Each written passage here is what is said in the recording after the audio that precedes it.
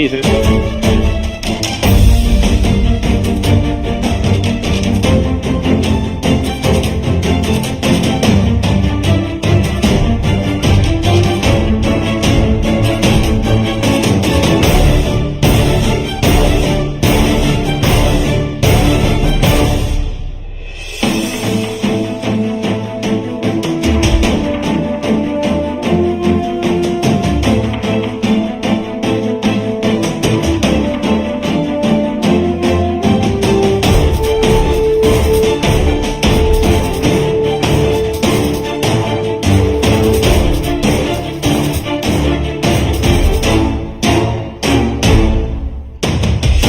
Estamos bien atrasados.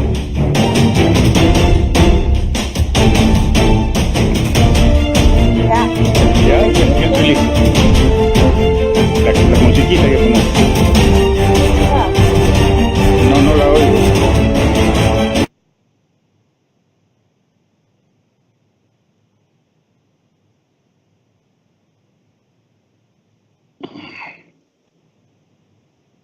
Muy buenos días. Directo de redes sociales, estamos en un programa de La Picota con el doctor Gerardo Apolo.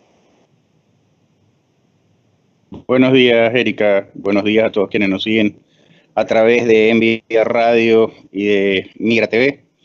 Bueno, hoy nos toca tocar un tema internacional, tal como lo habíamos conversado con Erika, extra micrófonos y extra cámaras. Es bueno analizar tanto el tema de la migración de los centroamericanos como la elección de nuestra compatriota Debbie Mucarcel. Así es, estamos viendo noticias que cada vez migrantes, personas de Honduras, tanto de Honduras, Nicaragua, Venezuela, emigran o viajan por su sueño americano, digamos, a Estados Unidos, por gobiernos que no pueden mantener a sus mismos patriotas dentro de un país. Es correcto. Ahí la pregunta del millón es, está bien que se haya vendido aquella figura del sueño americano como la plantea la misma Estados Unidos, que es el país donde los sueños se realizan, pero se realizan ¿por qué? Porque los gobiernos que han estado rigiendo dicha nación han practicado tres leyes fundamentales, que son el orden, la disciplina y el trabajo. Y han sido, bajo esta égida, han sido gobiernos que bien o mal han tenido cierto éxito, cierto fracaso en lo económico o en lo social, pero jamás han llegado a los niveles críticos que han llegado a los niveles de los gobiernos y de los pueblos sudamericanos y latinoamericanos por haber elegido gobiernos corruptos y gobernantes corruptos. La pregunta sería ¿por qué estos países no aplican los mismos lo que es el gobierno, el sistema de gobierno de Estados Unidos? Porque la mayoría de los países que están fracasando son socialistas. Bueno, realmente el problema radica en que los electores no profundizan en examinar quiénes son los candidatos, cuál es la vida, el récord de vida de esos candidatos. Y entonces, simple y llanamente, escogen a personas que le ofrecen, como se dice vulgarmente, el oro y el moro. Y bajo ese criterio del de la dádiva, el de la recompensa o el de la caridad, eligen a quien es el más generoso y no a quien es el más responsable. Por eso también se ha estado viendo que, bueno, el presidente de Honduras se ha reunido con Nicaragua. Recién hablar sobre un plan que ayude a los que están saliendo del país, que casi es diariamente como miles de personas, recién a buscar planes para empleo, educación, becas y todo eso. Recién a esas alturas.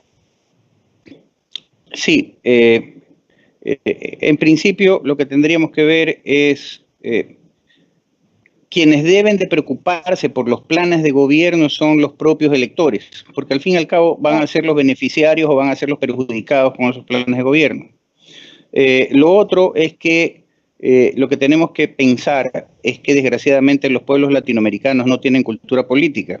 Si bien es cierto, en los Estados Unidos existen varios movimientos, pero básicamente la política norteamericana se mueve en dos aristas, los republicanos por un lado y por otro lado los demócratas. Y entonces básicamente se eligen sobre estas dos, más que corrientes políticas, modelos políticos y económicos de administración de un Estado. Eso es lo que nos falta en Latinoamérica. En Latinoamérica tiene países, hay 5, 6, 10, 21 partidos políticos cuya ideología no tiene mucho la una y la otra. La única diferencia es quién es el dueño del partido. Y por norma general, el dueño del partido es el que se lanza para candidato y el que tiene los recursos para poder llevar adelante una campaña que es costosa, definitivamente. Ya, ahora en Estados Unidos se ha hecho algo ha pasado algo importante, o sea, la mitad de todo. Erika. No estamos saliendo al aire, creo. Sí estamos saliendo al aire. Lo que ha pasado en Estados Unidos es que casi la mitad de todo el Senado o el Congreso es tanto de la oposición como del modelo republicano. Efectivamente, y ahí justamente es donde funcionan los contrapesos. Mira, el ejemplo fundamental de los contrapesos se da y ha sido tremendamente evidente ahora en el gobierno de Trump. Trump inició su campaña con un discurso radical, por decirlo de alguna manera, e inclusive sus primeras decisiones fueron absolutamente extremas, y la Corte se opuso a aquellas disposiciones de Trump. Entonces ahí se ve cómo funciona la verdadera democracia, la democracia de los contrapesos, la independencia de las funciones. Trump por un lado quería cerrarle las puertas a los musulmanes. Por otro lado, la Corte dijo que eso era violatorio a los principios constitucionales y a los derechos humanos y por lo tanto no podía pasar adelante dicha propuesta de ley. Por otro lado, vemos que ahora en las elecciones intermedias quienes ganan la mayor de los curules en el Congreso son justamente los candidatos de oposición. Y entonces bajo ese principio vemos cómo funciona en Estados Unidos el tema de los contrapesos. Pero la realidad del tema es que la migración de los 2.000 hondureños hacia los Estados Unidos persiguiendo el sueño norteamericano, la migración que en algún momento se dio en el año 99 en el Ecuador por malos manejos de ciertos funcionarios de la banca privada y también de alguna manera de los gobiernos de aquella época. La migración que se ha dado durante los 10 últimos años a través del gobierno Rafael Correa, porque la realidad es que tuvimos un gobierno dictatorial con un ropaje de democrático, así como la migración que se ha generado en Venezuela, que se está generando en Nicaragua y otros países similares, Honduras, es básicamente porque el pueblo no supo elegir a sus gobernantes, en primer lugar. En segundo lugar, se deja llevar por el facilitismo, por el populismo, el que más le ofrece y más le regala. Y en tercer lugar, porque no toma la decisión que, así como Estados Unidos proclama un sueño americano fundamentado en los 3 principios que son disciplina, organización y trabajo, deberían de hacer lo propio en su país y exigir que el gobernante que van a elegir tenga esos 3 principios y el gobierno funcione bajo esos 3 principios, disciplina, organización y trabajo. Entonces, bajo ese esquema, podríamos hacer los latinoamericanos que ese sueño de vivir bien, de tener oportunidades, de lo que genera una sociedad de libre comercio, hacer lo propio. Sin embargo, en Latinoamérica, con los gobiernos socialistas, lo primero que se dice cuando se habla de libertad de comercio es muy no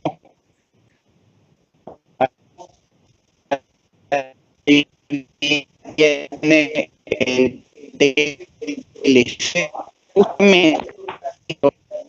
general y la regla general es la libertad de comercio. Los mismos electores tiene la responsabilidad de elegir a su gobernante.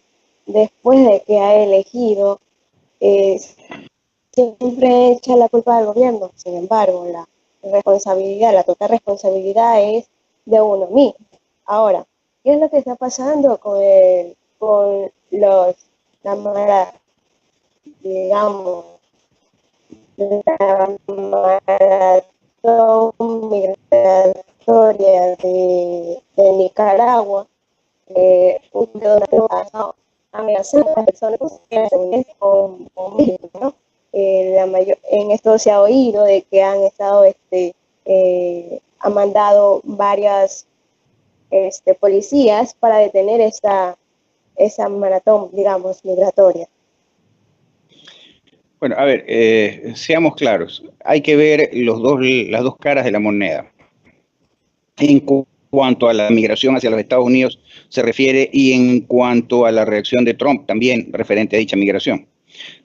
La primera cara que tenemos que ver es los Estados Unidos no tienen por qué sufrir las consecuencias de la irresponsabilidad de electores que eligen gobiernos corruptos, irresponsables, que quiebran a sus países, dejan sin trabajo a sus conciudadanos y entonces resulta que tiene que recibir a toda esta masa de gente en un territorio en el que ya de por sí, digamos que están luchando por mantener un nivel de trabajo alto, un nivel de ocupación alto, un nivel de economía alta. Y en ese sentido vamos a poner un ejemplo súper doméstico, y es que supongamos que en la casa de cualquiera de nosotros, por solidaridad, le abrimos la puerta a un vecino que ha caído en desgracia. Está bien, la economía del dueño de casa tiene un rubro determinado para estar balanceada. Esto es, controla el consumo de agua, luz, teléfono, alimentación, etcétera. Pero, sin embargo, si esa misma persona recibe al resto de la comunidad, esto es, a los que están en las 10 cuadras a la redonda, lo que vamos a tener ahí como resultado es que primero va a haber desorden, segundo, no van a alcanzar los recursos económicos, no hay dinero para poder pagar la alimentación de todos ellos. Tercero, se incrementan los gastos de agua, luz, teléfono y todo aquello. Por lo tanto, la economía de esa familia que quiere ser benefactora quiebra también. Eso es lo mismo que le puede estar pasando a los Estados Unidos si tienen una política de fronteras abiertas y de puertas abiertas para todos aquellos que se declaren refugiados y que huyan de gobiernos corruptos. Lo que deberían de hacer, y esto siempre lo dice JJ Rendón en todas sus conferencias, es que son los pueblos los que tienen que empoderarse y recuperar la patria para sí mismos. Y tienen que, son los pueblos, los mismos pueblos, los que tienen que rechazar, votar y no elegir a gobiernos y elegir a gobernantes que están tras ese sueño de que para algunos de los socialistas es simplemente un reto, es un rótulo o un eslogan, pero que en la realidad los únicos que tienen un buen vivir son ellos que están en el gobierno porque se lo llevan todo. Ejemplo, Ecuador con los 10 años del gobierno de Correa. Entonces, yo creo básicamente que el péndulo se está dando o está empezándose a dar en Latinoamérica con la elección del presidente de Argentina, ahora con Bolsonaro, el presidente de Brasil. Y mira que es curioso que en un pueblo que es identificado como uno de los pueblos más liberales de Sudamérica, como es Brasil, elijan a un candidato, ahora ya presidente electo, que es radical de derecha. Y lo que está ofreciendo, ¿qué es? Los 3 principios, que es disciplina, orden y trabajo, punto. Claro.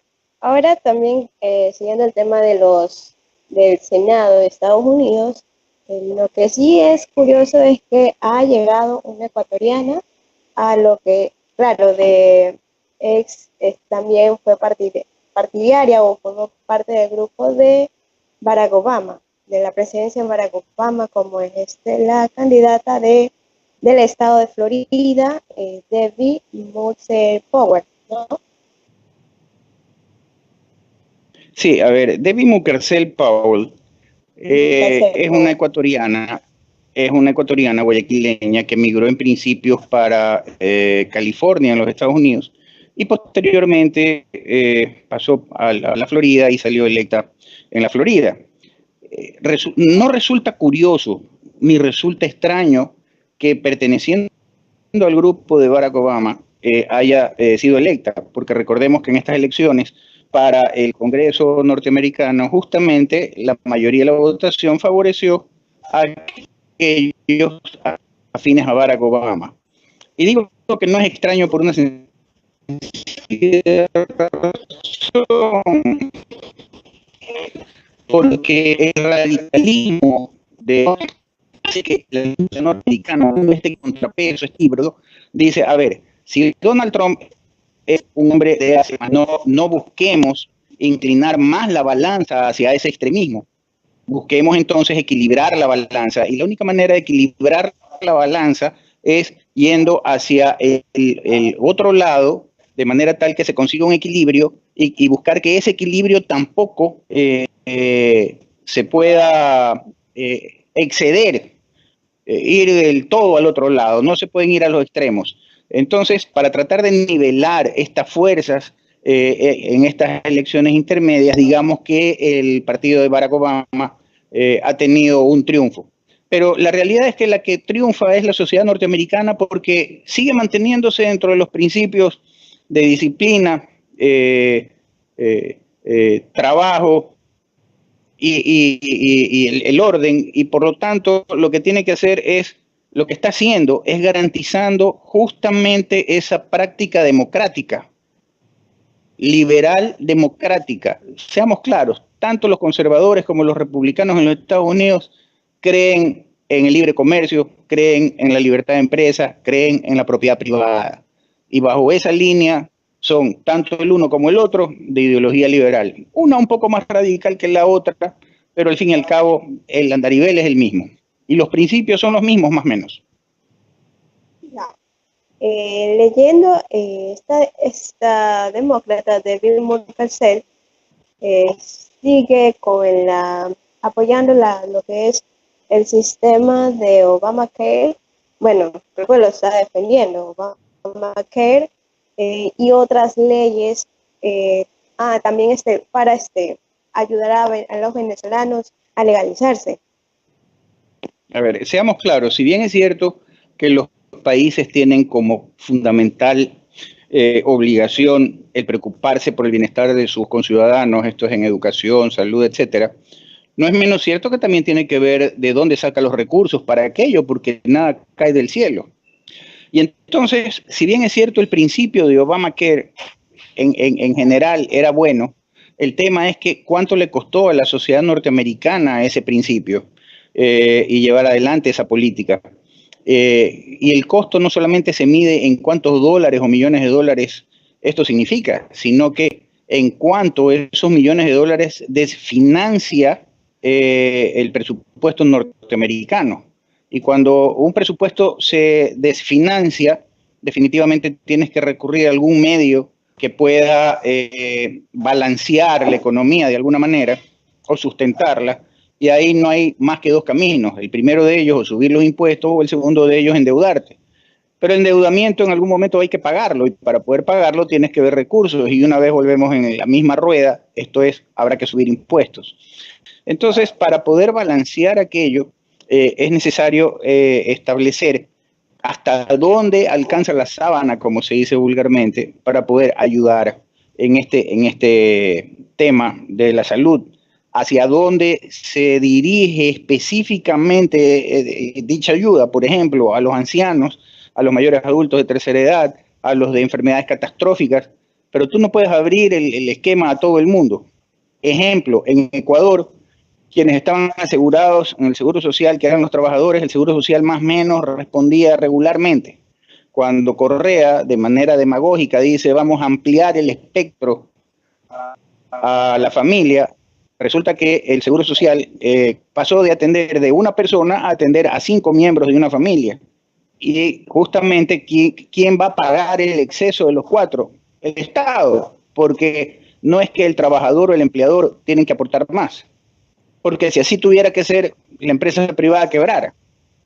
Entonces, ¿qué es lo que está pasando? En un principio todo era muy bonito porque el excedente del dinero petrolero hacía que el Estado tenga plata. Cuando se acabaron los excedentes, se comieron los ahorros, y cuando se comieron los ahorros, le echaron la mano a la plata del mismo Seguro Social, y ahora resulta que el Seguro Social está prácticamente quebrado. Por lo tanto, los beneficiarios no van a recibir beneficios, van a tener un problema. Así las consultas difieren para 6 meses o un año inclusive, porque no tienen plata. Sí, por eso es que es el gobierno de la década ha estado abriendo nuevos sistemas, abriendo nuevas, como dice usted, lo del IES, tanto así que ha estado ya el pueblo se está agotando, se está el Estado, lo que es los impuestos, están buscando, por ejemplo, el petróleo, que lo suban a $50, o vendiéndolo a países externos, el petróleo,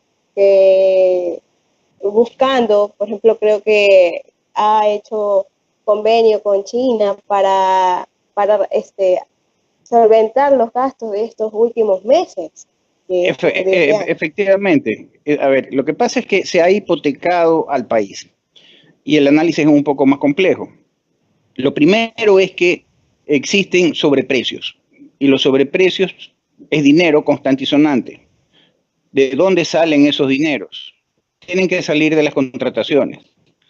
Y si las contrataciones, el gobierno de China, que generalmente hace préstamos para que las obras que se van a ejecutar con dichos recursos sean ejecutadas por empresas chinas al precio que pone el gobierno chino y además al interés que pone el gobierno chino. Por eso es que hemos hablado claramente que los intereses son usurarios. Mientras el Fondo Monetario Internacional y el Banco Mundial tiene como máximo créditos al 4%, el gobierno chino los tiene al 14 y al 17, y Ecuador los ha suscrito así. Entonces, la primera parte es la corrupción. Esos dineros luego hay que pagarlos al 14%, realmente usurario. Y el tema es, ¿de dónde vamos a sacar? Y entonces una vez más viene el principio del usurero, en el que viene y le dice, ok, tú tienes recursos naturales, entonces dame licencias de explotación de los recursos naturales, y entonces estamos dando licencias de explotación minera a ciertas empresas chinas. Muy bien, el petróleo, tú vas a darme el petróleo en garantía, y el que va a vender el petróleo soy yo, China, yo cobro, y si hay algún excedente, te lo pongo en tu cuenta. Y entonces estas situaciones, que son peores que las que se originaban antes del gobierno de la Revolución Ciudadana de Correa, son las que tienen al gobierno actual de Moreno y al país, a los ecuatorianos, básicamente al borde de la bancarrota. Por lo tanto, es que lo que tenemos que ver es, una vez más, a quién vamos a elegir. Y resulta curioso que cuando tú vas a contratar a alguien, le pides el currículum de esa persona. Y resulta que cuando vas a votar por algún candidato a cualquier tipo de dignidad, no le piden el currículum. Y entonces a lo mejor tenemos por ahí un prontuariado, tenemos por ahí un estafador, tenemos por ahí un cuentero, tenemos lo que sea. Pero lo primero que nos dice es, te voy a regalar todo, por ese votamos. Y resulta que ese no es el que nos va a regalar todo en la práctica, es el que se nos va a llevar todo en la práctica. Y tenemos el resultado que hemos tenido: gobiernos corruptos, abusivos, migración. ¿Y por qué tienen que pagar los platos rotos los otros países de nuestra propia irresponsabilidad? Eso es lo que ha pasado, sí, es cierto. Las personas se dejan llevar más por lo que ve y lo escucha en vez de investigar a fondo de la persona, el historial de esa persona, y por eso suceden ese tipo de situaciones en cada país, no solamente en Ecuador, sino en Venezuela, ahora está pasando en Honduras o en Nicaragua. Es lo mismo, y entonces cada persona debería centrarse más por quién vota. Por ejemplo, ya que estamos cerca a elegir a los alcaldes, a la participación ciudadana, A los entonces prefectos. exacto, a los prefectos, deberíamos investigar un poco más como ciudadanos. Efectivamente, el tema básicamente es no votemos por cara, entonces vamos a ver como ideales o gobernantes. El tema de los votos no necesariamente significa que es una persona capacitada para un cargo determinado. El asunto ahí básicamente es, tenemos que buscar modelos. ¿Cuáles son los modelos que funcionan? Independientemente de los nombres de las personas que lo ejecutan. Por ejemplo, el modelo llevado adelante por la Revolución Ciudadana durante la denominada década ganada, que fue realmente la década atracada en el gobierno de Rafael Correa, el modelo este de regalón,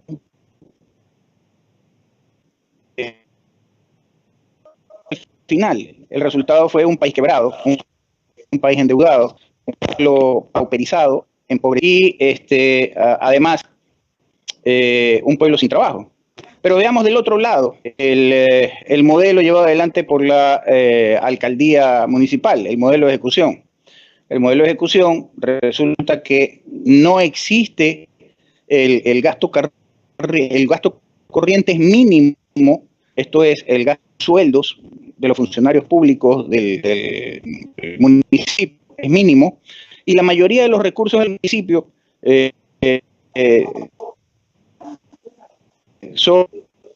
eso es que el Banco Mundial y el Fondo Monetario Internacional le prestan de manera excepcional, esto podría ser inclusive parte del récord Guinness, de manera excepcional a solas municipio de Guayaquil le prestan dinero para hacer obras sin la necesidad de que el Estado lo garantice, como es la norma.